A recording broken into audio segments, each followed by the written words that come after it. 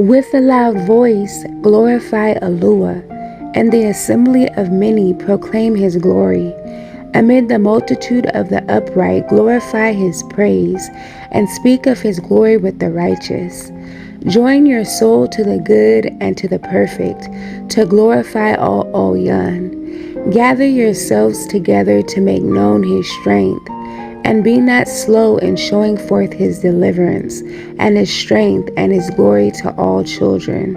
That the honor of Yahuah may be known, wisdom has been given, and to tell of his works it has been made known to men, to make known unto children his strength, and to make them that lack understanding to comprehend his glory, who are far from his entrances and distant from his gates. Because Yahuah of Yaakov is exalted, and his glory is upon all his works.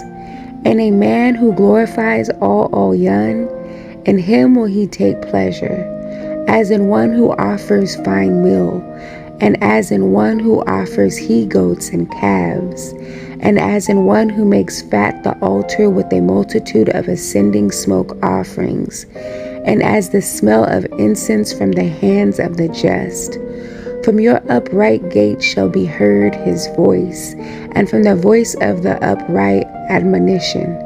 And in their eating shall they be satisfied in truth, and in their drinking when they share together. Their dwelling is in the Torah of El Elyon, and their speech is to make known his strength. How far from the wicked is the speech of him, and from all transgressors to know him.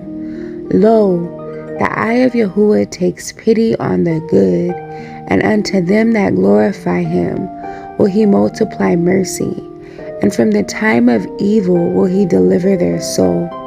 Blessed be Yahuah, who has delivered the wretched from the hand of the wicked, who raises up a horn out of Yaakov, and a judge of the nations out of Yashar'el, that he may prolong his dwelling in Tsiyon, and may adorn our age in Yerushalayim. Selah.